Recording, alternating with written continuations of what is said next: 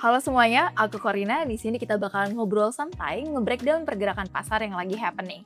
Dan di episode kali ini kita bakalan bedah sektor AI. Berhubung kita udah masuk ke pertengahan 2026 nih, gimana sebenarnya pergerakan saham AI ke depannya? Buat bantu ngejawab pertanyaan ini, di sini aku dibantu sama Joe. Hai Joe. Halo Corina, senang ya bisa hadir. Jadi pas banget nih karena kondisi marketnya lagi menarik banget untuk dibahas. Nah, sebelum kita masuk ke saham-sahamnya nih ya, kalau kita lihat kondisi ekonomi sekarang nih, kan tarif masih jadi noise, terus Fed juga masih wait and see, sentimen investor juga masih mix gitu kan. Dengan semua itu sih Joe, ngelihat AI sektor ini sebenarnya lagi ada di fase apa sih? Nah jadi ini yang menarik ya, di Q1 2026 itu ada phrase anything but AI. Jadi banyak investor itu mulai keluar dari saham AI nih karena valuasinya dianggap udah terlalu tinggi ya atau mahal setelah memang rally cukup panjang dari 2025. Nah tapi menariknya bukan berarti AI-nya ini problematik ya atau bermasalah. Jadi spending dari perusahaan-perusahaan besar ini justru masih terus tumbuh kalau kita lihat. Nah jadi ini lebih ke sentimen pasar aja, bukan fundamentalnya yang jelek sebenarnya. Berarti lebih ke market noise ya, bukan sinyal fundamentalnya. Betul, dan yang bikin situasinya ini jadi menarik buat kita perhatikan itu karena ada semacam split opinion di pasar saat ini. Ya, jadi saham hyperscaler besar seperti NVIDIA, Microsoft, Google itu memang beberapa lagi tertekan. Tapi saham hardware pendukungnya malah lagi soaring harganya gitu ya. Micron misalnya sudah lebih naik 200% sejak April 2026 lalu nih. Dan pasar sekarang itu masih milih mana yang punya eksekusi nyata, bukan hanya sekadar hype di market aja begitu. Nah, kamu tadi nyebut Nvidia, Microsoft sama Google ya kan? Kita mungkin bisa bedah satu-satu kali ya. Mulai dari Nvidia dulu nih Jo. Ini kan sahamnya udah naik lebih dari 1000% gitu ya sejak AI boom di tahun 2023. Nah di tengah sentimen yang lagi mix kayak sekarang nih, apakah sebenarnya posisinya tuh masih kuat? Nah jadi NVIDIA ini kan masih jadi benchmark ya utama di sektor AI Corina. Dan kebetulan timingnya pas banget nih kita ngobrol saat ini karena earningsnya juga baru keluar mereka recently. Oke, terus itu hasilnya kayak gimana sih? Nah jadi untuk earnings hasilnya itu memang above expectation ya bahasanya atau luar biasa.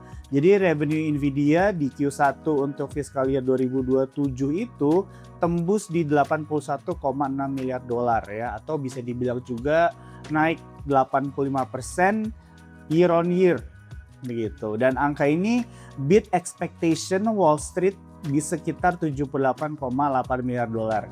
Nah, jadi ini menarik karena memang sebenarnya angka itu tidak selalu menjadi acuan tapi ekspektasinya kalau above expectation itu sangat menarik. Nah, jadi kalau kita lihat itu naik 140% dari tahun lalu. Ya, jadi segmen compute and networking sendiri itu sudah menyumbang 74,5 miliar atau naik 88% secara year on year ya. Jadi angka ini tentunya menunjukkan demand AI itu masih ada dan tentunya masih kuat gitu ya. Dan untuk chip Blackwell-nya sendiri ya, Jensen Huang ini kan CEO-nya ya, bilang kalau di earnings call itu penjualan Blackwell itu off the charts ya dan cloud GPU-nya itu juga udah sold out gitu. Tapi yang lebih besarnya lagi nih, yang lebih menariknya lagi, Nvidia ini sudah mengumumkan bahwa memang ada platform generasi berikutnya ya namanya Vera Rubin.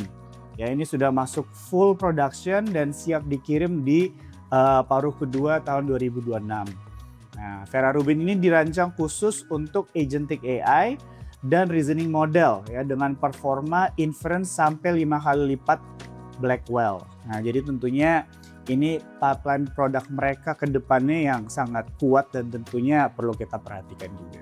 Oke, terus kenapa sahamnya itu tuh sempat turun setelah earnings? Nah ini cukup klasik ya, kita pasti sering dengar yang namanya buy the rumor, sell the news. Ya, jadi sahamnya udah naik sekitar 14% ya menjelang earnings dan divaluasi 30 kali forward earnings. Ya, jadi ekspektasinya sudah sangat tinggi. Memang pasar tuh butuh beat yang lebih dramatis gitu ya untuk dorong harga lebih tinggi lagi. Tapi secara fundamental konsensus analis itu masih bilang strong buy ya untuk stok ini dengan average price target itu di average $298. Jadi sahamnya sekarang itu masih diperdagangkan di sekitar $224. Jadi masih ada upside yang signifikan menurut analis dan tentunya kita bisa melihat ada opportunity di sini ya. Dan satu hal lagi yang penting yang juga mau aku mention, Nvidia itu proyeksikan total spending hyperscaler untuk AI data center itu bisa tembus sampai $1 triliun di tahun 2027.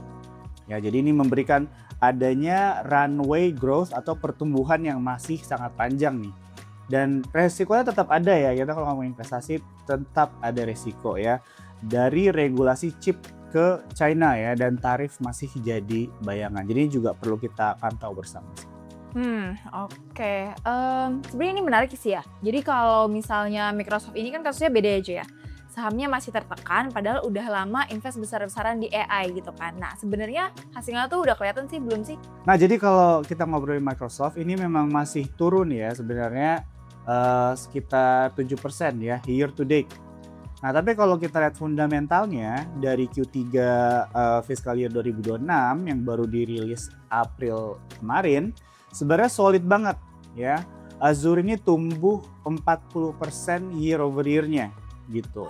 40% itu berarti gede. Iya, itu gede banget dan mereka juga menaikkan guidance capital expenditure-nya ya atau CapEx 2026 ke $190 miliar dan ini juga naik 61% dari tahun sebelumnya. Nah, jadi menurut aku ini pertanyaan yang paling ditunggu analis ya soal Copilot dan akhirnya terjawab juga. Ya, dan Microsoft 365 Commercial kan juga sudah 20 juta paid seats ya dan AI revenue run-nya itu udah tembus 37 miliar.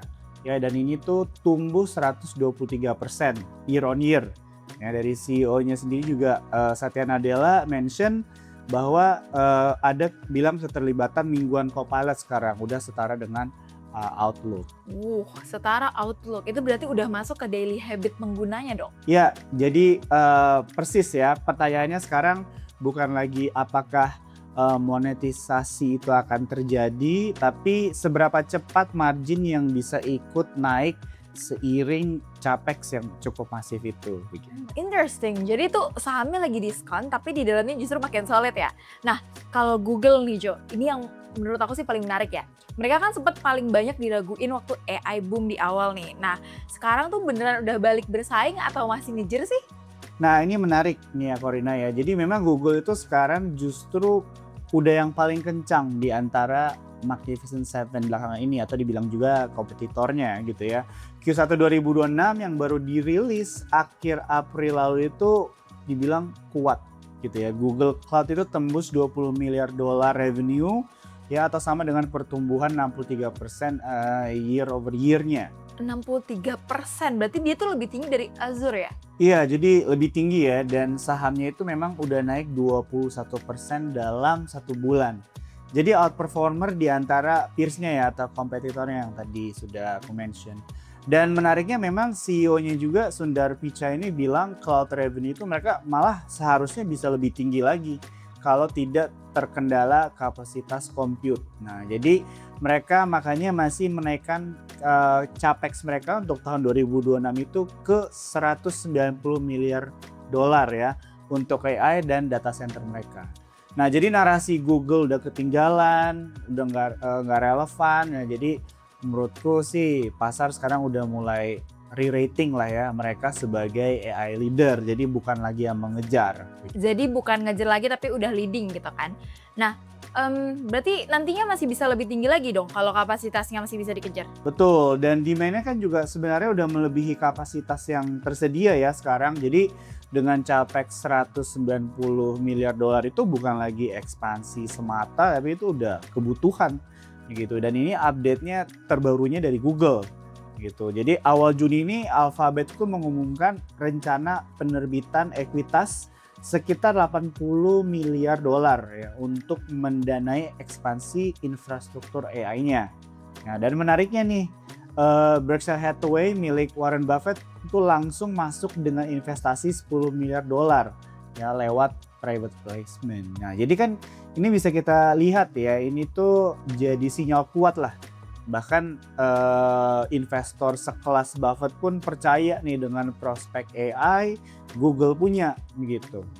Dengan capex 2026 mereka diproyeksikan 180 sampai 190 miliar dolar. Dan mereka pun sudah bilang capex 2027 itu bakal naik lebih tinggi lagi. Nah, jadi ini semua intinya menunjukkan Google itu all in di AI infrastructure. Oke, jadi dari 3 saham ini tuh masing-masing punya cerita yang beda-beda gitu kan. Tapi semuanya masih dalam AI race yang sama. Jo, tapi kalau kita tarik nih ke gambaran besarnya, kira-kira kemana sih arah sektor ini sampai akhir 2026? Nah, jadi arahnya kemana? Jadi menurut aku ya, menurut data yang kita lihat dari Bank of America, kita itu sekarang ada di titik tengah dari transformasi 1 dekade. Global semiconductor sales itu diproyeksikan tembus 1 triliun dolar di 2026.